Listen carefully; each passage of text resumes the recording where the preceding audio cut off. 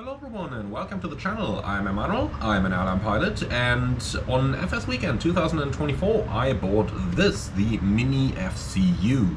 Now, why did I buy particularly this unit and why not any other? And maybe since a couple of you are probably going to ask the question, why did I not get a free copy in first place like many other content creators did, I'm going to answer all of that in today's video.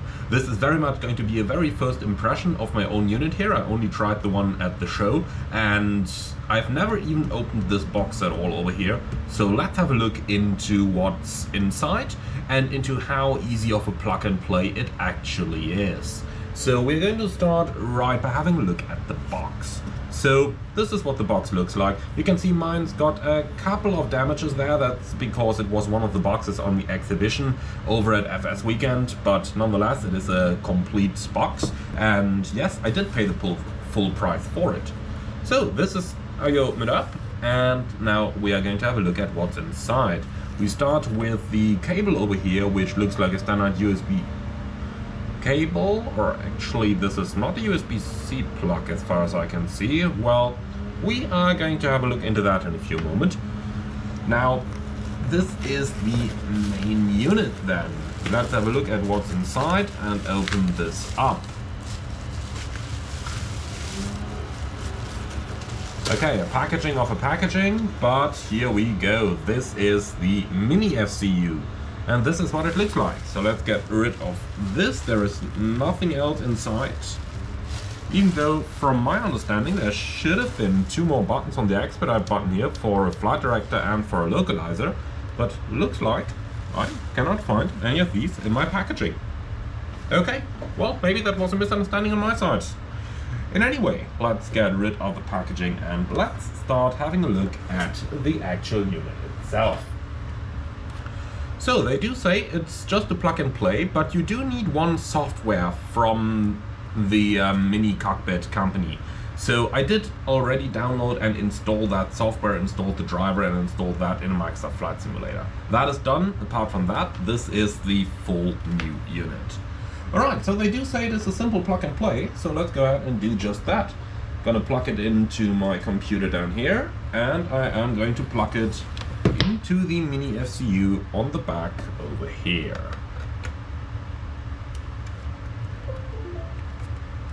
And here we go. So the unit is powering up. So I had to do a little cut over here. Apparently you need to run the miniFCU software before you start the simulator, and that needed a little bit of fiddling in order to get it to work. But after 5 minutes of research and basically just restarting my flight simulator after the miniFCU was connected and after the software was running, the entire thing is now up and running. So here we are. You can see the FCU of the fly-by-wire A320 just on the top of there with my miniFCU in front. You can see I've taken off already and I've activated the autopilot, which by the way worked very well. Let me just disconnect the autopilot here for a moment. You can see the light immediately goes out, both in the miniFCU as well as in the virtual cockpit on the top of there. So let's engage the autopilot once again. Immediate response, autopilot 1 is operative. Let's see if the same works for autopilot 2. Yes, it does. Alright, let's now get to the interaction between the miniFCU and the airplane itself. We're going to start with a couple of basic maneuvers. So we're going to start with a heading. One thing I did figure when I'm pulling the knob over here is that I can move the entire unit basically along with the knob. So you're really going to make sure that it is well attached to your desk in order to be able to move it. So I've just reattached it here, pressed it down a little bit. Now let's go ahead and have a look at the input and the responses. So into heading mode, and now let's go ahead and turn it for a little bit. And this is really where things start getting interesting, where even some third-party expensive hardware does get things wrong. So first of all, turning it, not a problem, and pushing it in, not a problem. You can see immediate responses on pretty much all of the aircraft's controls. Now, what you can not see on the fly-by-wire at least is actual movement of the knob in the virtual cockpit. You can see they do remain steady over there, but that's not really an issue, is it? So let's go ahead and fly a couple of headings now. I'm going to pull this into heading mode. You can see the FCU just kind of detached itself again from my table, so that's something that is a little bit nasty. I might just have to put something heavy on it so that it just stays down here on the ground, or I might just have to, you know, actually glue it on my table or wherever I'm actually going to put it eventually. Now, if we continue from here though, let's now go ahead and manipulate a couple of the values and then see how the response is going to be inside the flight simulator. So I'm going to start just turning the heading knob a little bit here and see for the response. Now, yes, I do agree it would be better if I did that without blocking the view of the actual simulator. So if we just turn this around a little bit, you can see that the response in the sim is almost immediate. It's very, very good over there. Almost immediate response. Likewise, if we were to change the altitude now, let's just turn it to thousands and then just pull it up a little bit. Here we go, level 150 is in.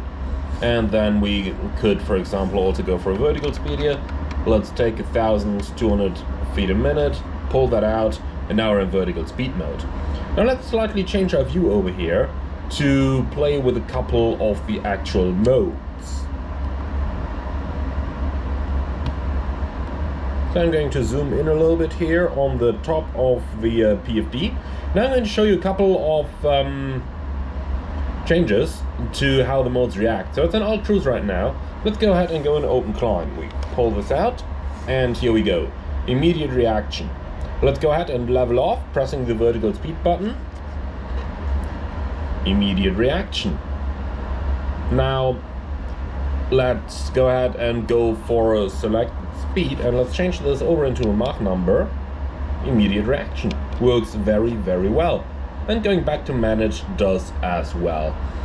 So my very first impression here is I do really like the accuracy of the miniFCU. Like when I'm turning something over here, you can see it reacts immediately. And most importantly, the amount of change that we get on the values over here compared to rotating the knob seems very accurate to the real Airbus.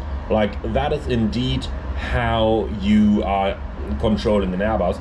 And if I'm just doing something like this, I need like 3 big turns of the knob in order to do a 90-degree change. And it just works. So that is very, very nice. So let's now talk about why I actually went for the miniFCU and not any of the other products. My main reason to go for the miniFCU there was actually that it seemed to have the best price versus what it offers ratio. And with that I mean that when I looked at all the different options of FCUs over at FS Weekend, many of them, many expensive ones, full-size ones for €1,000 upwards, they just didn't feel very authentic. They just either felt like very cheap plastic, or they just didn't resemble the feeling of handling the actual unit on the real Airbus. And that feeling was very important to me. And actually, the miniFCU guys got that right. Now, then there is obviously also the price point. miniFCU comes at about €300, plus minus a little bit, depending on which reseller you look at. So that is really quite a bit of money that you are saving compared to the very expensive options that cost in excess of €1,000. The unit is a little bit smaller than the real Airbus one. It's about 80% of the size, but that means it fits very nicely underneath my monitor. So if we do have a slight look over there, I'm going to show you where I'm most likely going to put my unit. Let's just turn this a little bit. So my most likely location for the unit is going to be right down here underneath my screen, because it fits perfectly and I can just attach it like that. Looks pretty nice, doesn't it?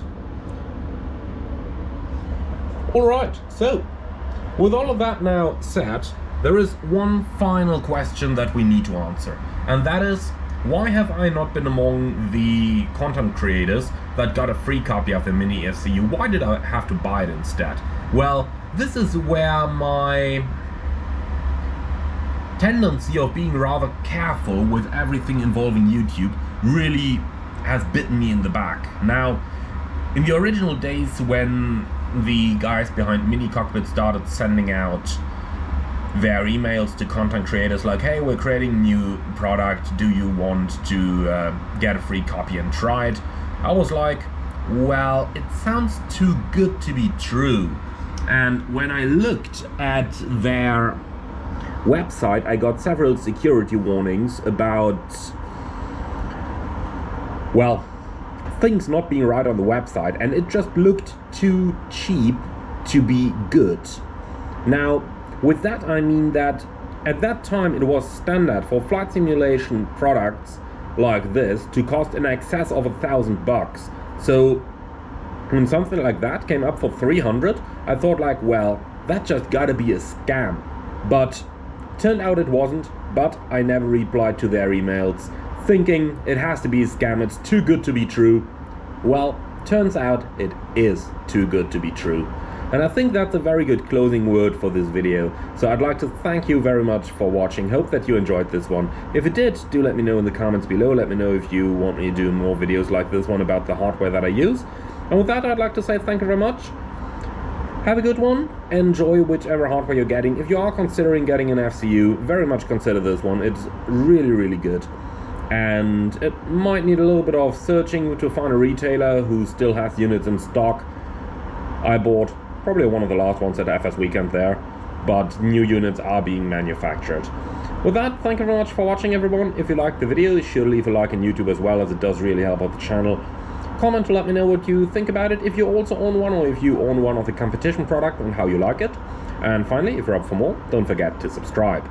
Thank you very much for watching, and if you really love what I'm doing and maybe want to help me fund some additional pieces of hardware or software, why not leave a small donation through the Buy Me a Coffee link in the video description below.